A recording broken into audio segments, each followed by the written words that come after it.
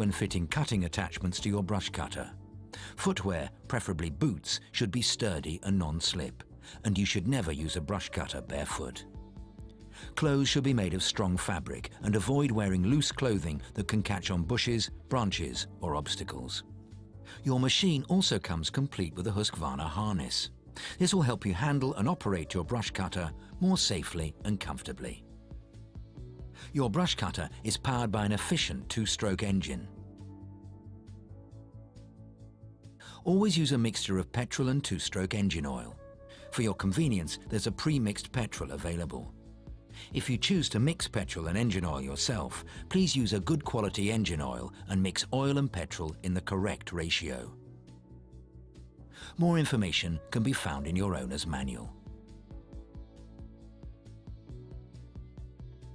The harness has been provided to make work as comfortable and safe as possible. In fact, a well-adjusted harness will make the job feel much easier.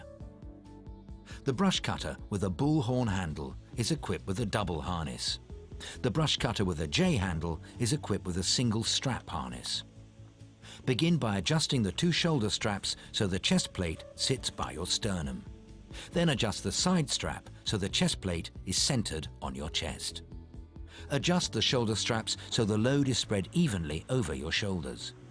Push the hip pad downwards to ensure the load is even.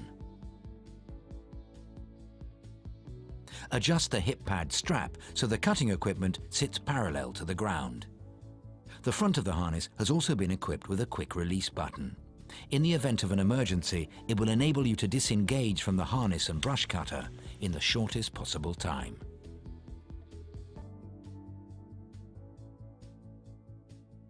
The 6-stage decal on the top of the brush cutter will help remind you which startup procedure to follow. Thanks to the Smart Start feature, starting your brush cutter should be as easy as possible. Here's how to start your machine from a cold engine. If you've purchased a model with bullhorn handle style, begin by engaging the fast idle function on the throttle handle. Firmly press the fuel pump bulb 10 times until you can see fuel filling the bulb. However, the bulb does not need to be completely filled. Then push the choke lever fully to the left to its full choke position.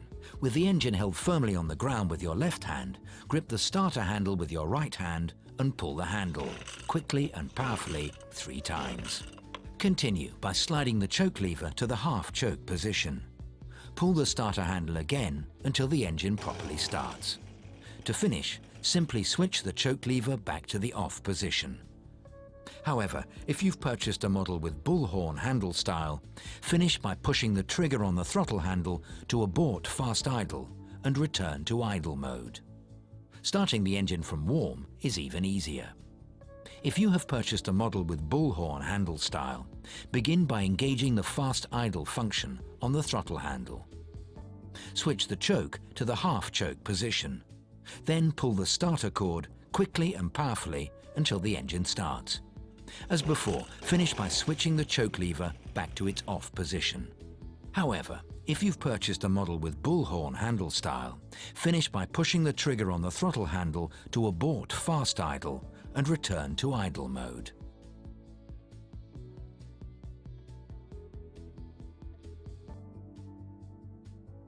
A combination of quality engineering and ergonomic design make trimming and brush cutting tasks both enjoyable and efficient.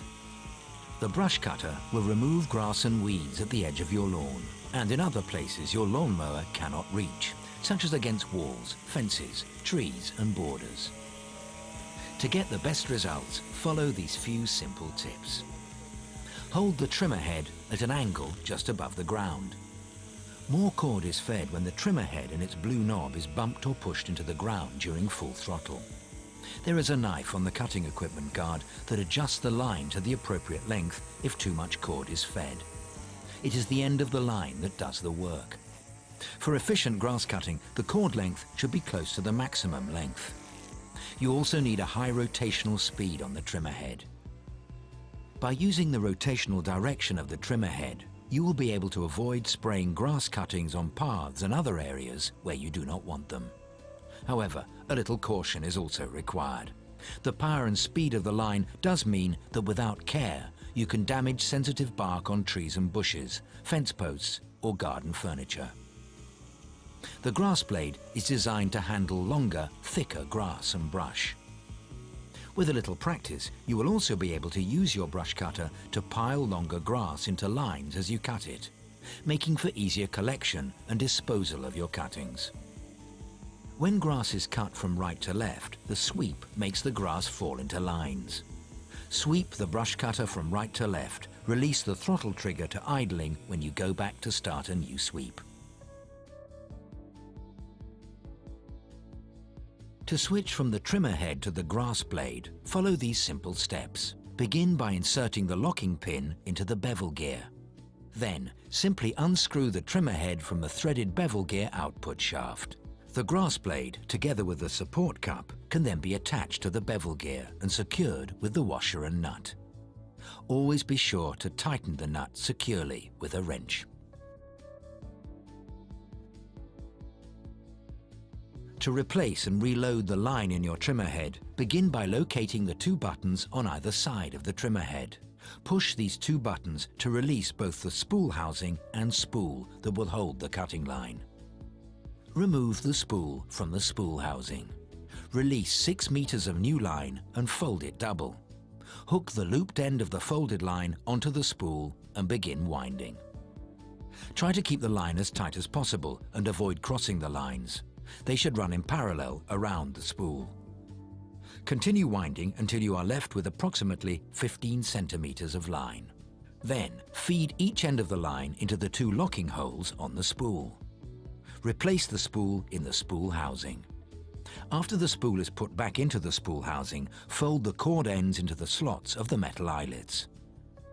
When you have clicked the spool housing back onto the brush cutter, more cord is fed when the trimmer head and its blue knob is bumped or touches the ground during full throttle. There is a knife on the cutting equipment guard that adjusts the line to the appropriate length if too much cord is fed. It is the end of the line that does the work. For efficient grass cutting, the cord length should be close to the maximum